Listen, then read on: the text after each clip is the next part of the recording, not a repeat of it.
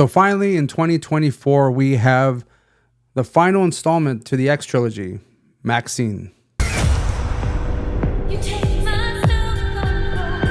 So MaXXXine is the third installment of the X trilogy, beginning with X, Pearl, and now MaXXXine.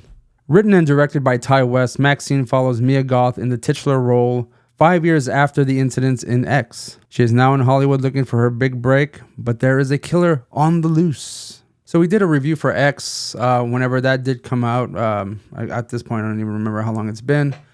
We did watch Pearl. We did not do a review for Pearl. I'm not sure why. Maybe time constraints, things happen, and then new movies come out, so we just kind of like moved on. But I really did enjoy X. I really did enjoy Pearl more than X. I thought Mia Goth did a great job. And now here we are with MaXXXine. There's one thing I will say about MaXXXine right off the bat is that Mia Goth did a great job, and I think everyone who acted in this film also does a great job. Hello, just editing Ray, interjecting here. I don't know why I just completely forgot that Kevin Bacon actually came out in this movie.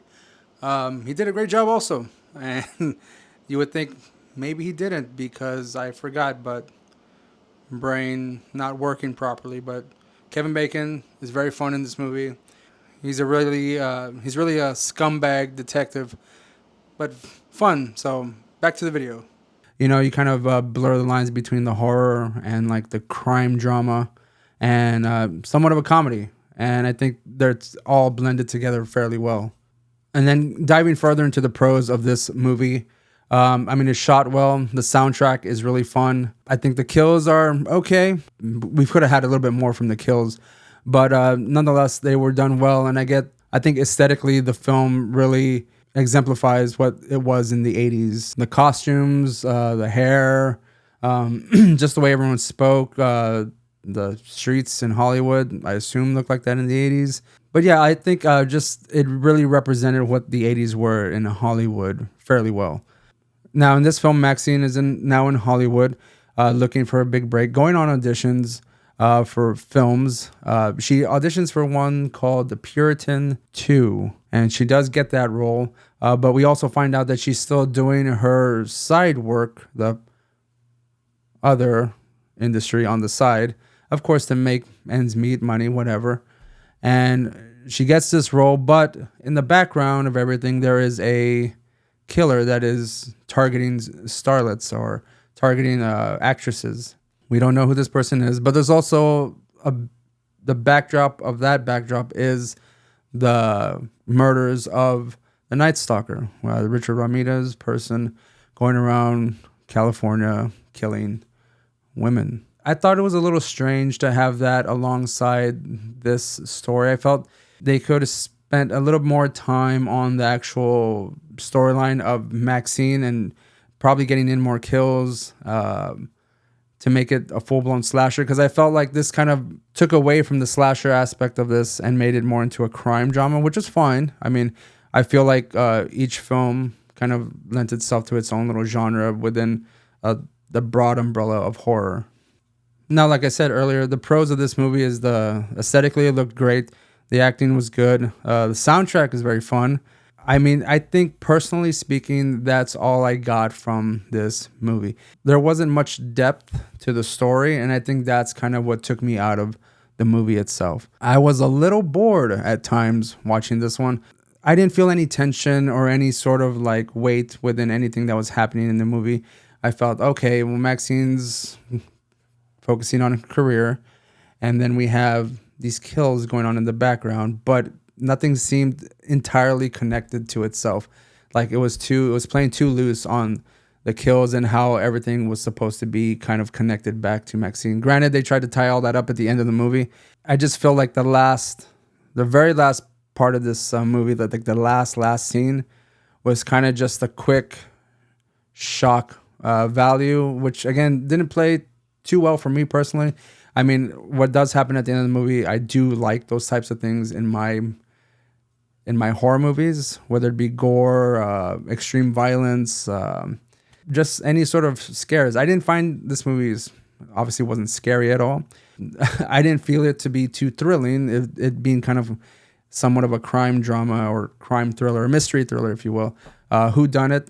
As far as who's the one doing all the killings and stuff like that. And the reveal, again, it didn't do much for me. Like, I was just kind of like left with a meh type of feeling, and it's not the type of feeling I wanted going into this movie. This movie was highly anticipated by me specifically. I hyped this movie up a lot.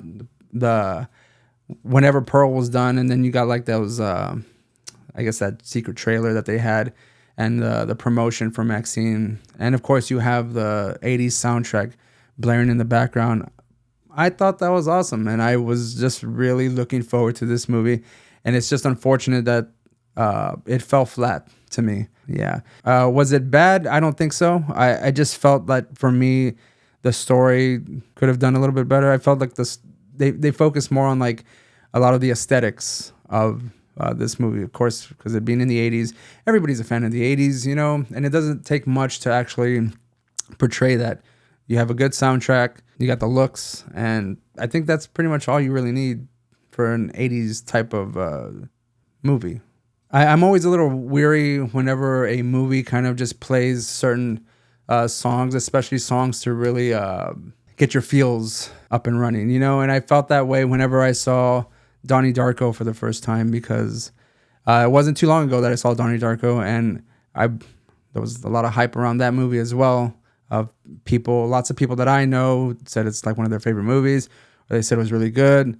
I felt the soundtrack, they try to like drive the soundtrack into you to kind of make you feel something for the movie or feel something for the characters or something, whatever it would be, to kind of trick you into ignoring all that the film lacks. That's kind of what happened for me with MaXXXine. Just the soundtracks, the aesthetics, and the time that it is in can really kind of drive you to kind of just like almost accept whatever you're being served. Like, oh, okay, well, I'm familiar with this, so I'll just take it in. And unfortunately, I felt like the story suffered for it. I don't think it's a bad movie though. I just felt it just lacked in this aspect of it. But everything else looked great. Like I said, Mia Goth does a great job. Everyone else does a great job acting. So, I mean, there are a lot more good points to this movie than I feel that there are bad. So that's just, again, my opinion. I would say overall, out of 5, I would give MaXXXine I gave it down the middle. It's 2.5 for me. The story suffered so much that I felt that every other element didn't really save it for me. If I felt that it had a bit more of a compelling story, this obviously would have been higher for me. And I think that's the only element that it was missing for me. I mean, I can go as high as a 3, but what does it matter? It's 2.5.